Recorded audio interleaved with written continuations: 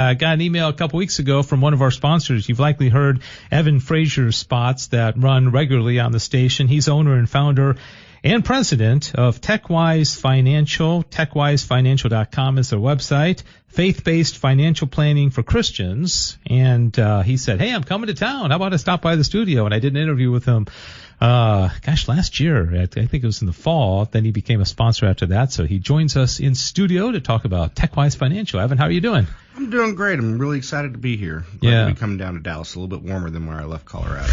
You should have come last week. That would not have been the case. Last week was like crazy cold. I mean, like really cold. I mean, by our standards. Yeah. Like teens for low temperatures.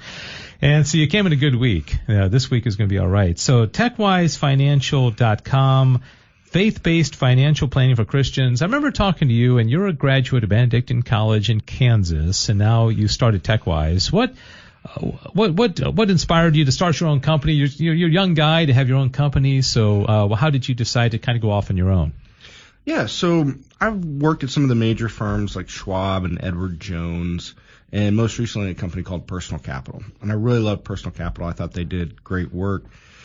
But we ended up getting bought out by a much larger company, and you know how they always say, "Oh, we're not going to come in and change anything," and then they came and changed everything. They changed things. So I started looking around, and I said, it's going to be really important to me to work for a place that was going to honor and my values and not make me kind of violate those values. And I kind of looked around. I didn't really feel like I could find a place like that. Mm-hmm. So I just decided to start it up myself and run with it from there.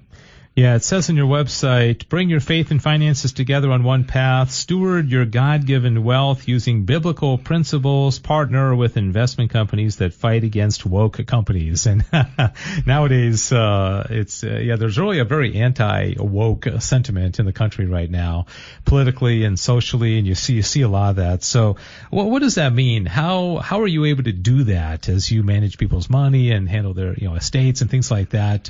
What's the process? Yeah, it's a great question. So I think the first thing we'd want to address, though, is why that matters, who you invested with, and what they're doing. So I'll give you an example. So most people have heard of Vanguard. They're one of the largest investment firms out there. But what a lot of people don't realize is that in like their largest index-based funds, they invest in strip clubs. And so now you're making money from that. The other problem, and I think this is more pronounced, is they also then own companies that make abortion drugs.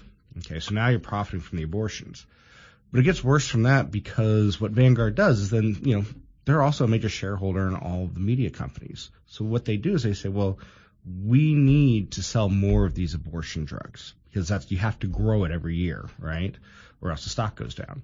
So what they do is they go to the media companies and say, hey, when you guys make sitcoms this season, we need you to make it seem more normalized that people are taking the Plan B pill or that they're not having kids and things like that. And so that's why you see year over year like a 27% increase in positive abortion mentions in media. Is that right? It is. And it's all driven by the financial sector. I've never heard that before. I guess it doesn't surprise me too much. I mean, because they say follow the money, Interesting. So how do you vet the companies personally? Because there's a whole lot of different places you can invest people's money. So how do you do that? Yeah.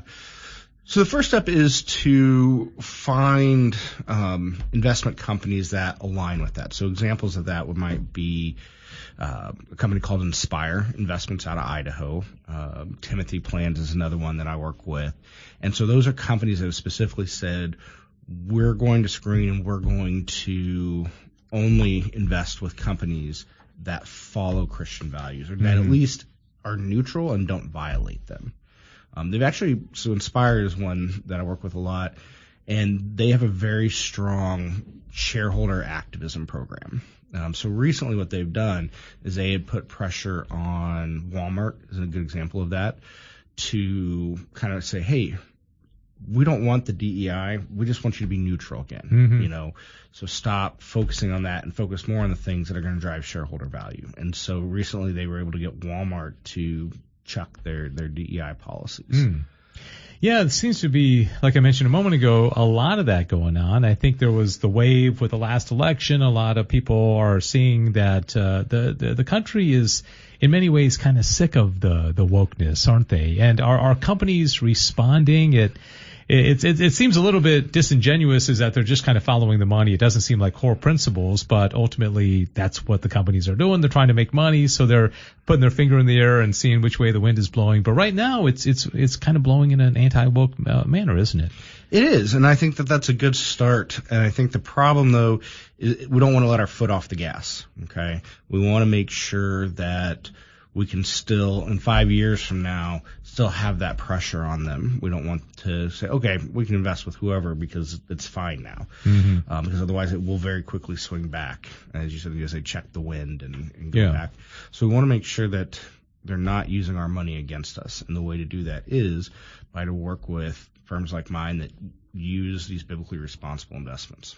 You mentioned in one of the spots that you recorded about how in married relationships, it's the financial issues that often cause a lot of problems. And so when a man and a wife are united in their financial decisions, it can really bring a lot of peace and concord in the marriage. Can you speak about that? Absolutely. I think one of the things that we forget when we talk about being made in God's image, and what is God? He is a creator, okay? And so that means we are co-creators. And money is a representation of the value of the things that we create. And so if we aren't on the same page with our spouses about our money, we aren't on the same page about what we're creating, and it can create a lot of discord and disharmony in the family from that. And I think a lot of it has to do with communication, because if you are going to communicate about your money, then you have to talk about where you value, how the discipline that comes into that. And so it forces you as a couple to be on that same page. And that's what I think brings families back together. Very nice. Evan Frazier is my guest, owner, founder, president, TechWise Financial, TEKWISE. TechWiseFinancial.com is the website, faith-based financial planning for Christians. And I do want to thank also Doreen Cheney, because she's the one that introduced me to you and vice versa. She is with Decided Excellence, and I think you're a sponsor of her Southlake and Keller magazines as well. So thank you for that. Talk about estate planning. What do you offer in that regard?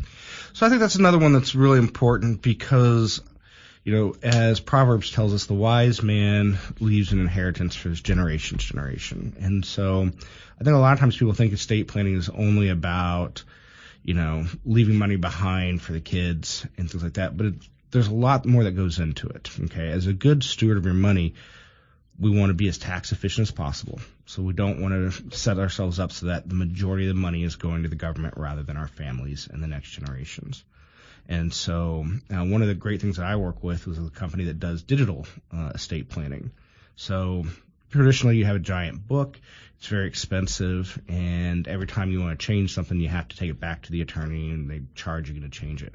With these digital trusts, one of the great things is that you can go online and update it as often as you want. And two, where most people make mistakes around estate planning is that they don't fund it correctly. With this, you can just go in and you don't have to go to the DMV. You don't have to go to every account you hold someplace and have them change it. You can just change it yourself in the website. Makes it a lot easier and a lot less mistakes.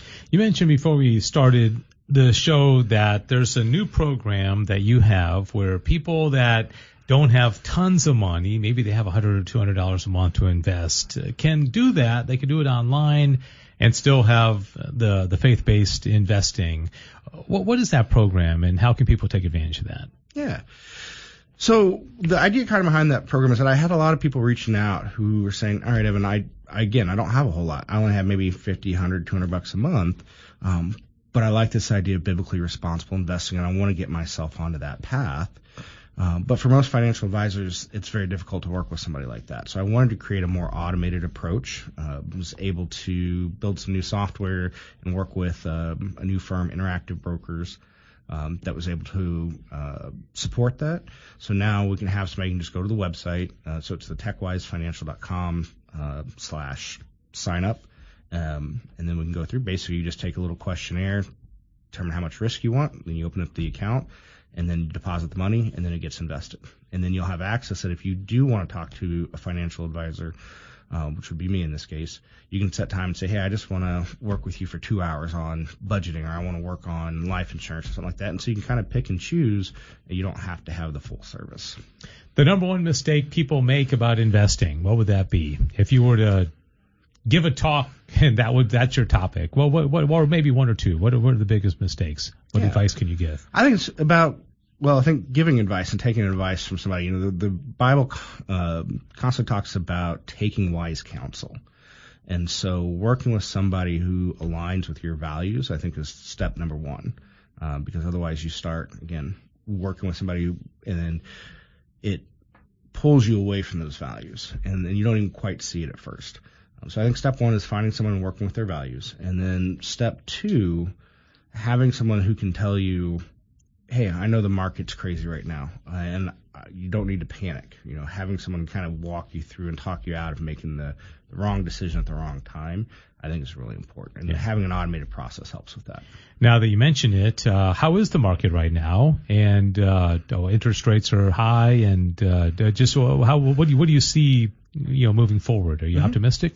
Yeah, I think we'll probably start to see interest rates come back down, which for right now, I would say is actually a really good time to look at your insurance, because kind of opposite of houses, with buying a house, you want low interest rates. When you're buying insurance, you want to buy when interest rates are higher. So I just had a client reach out to me, and they'd bought their insurance like 12 years ago, and they hadn't really had much in the health changes. And so we looked at it, and we were able to double the amount of coverage and keep the price the same. Oh, okay. So that's one I would look at. As far as the overall market, I think the international side is going to have some trouble with all the tariffs. But I don't think that's a reason to not invest in that. I think you are going to see some short-term hurt in the markets. I think you're going to start seeing pullbacks. But for somebody who's got 5-10 year time horizon, I don't think it's going to be a big deal. Evan Frazier, thank you so much. Appreciate it. Website, techwisefinancial.com. He is a sponsor. I know you've heard of Spots. And he's in town, techwisefinancial.com. And you and your wife just had a baby not too long ago. How many children do you have now? That makes number 5. Oh, congratulations. How old is the youngest? About a month and a half now. Okay. Around a month and a half. And never a dull moment. What's the age range? So the oldest just turned 7, so they go all the way from 7 down to about 2 months. Wow. Okay. So, 4 girls and 1 boy. We're outnumbered. All right. Thanks, Evan. Evan Frazier, techwisefinancial.com, faith-based financial planning for Christians. TechWise is TEKWISE financial.com. Great to have you on the program with me.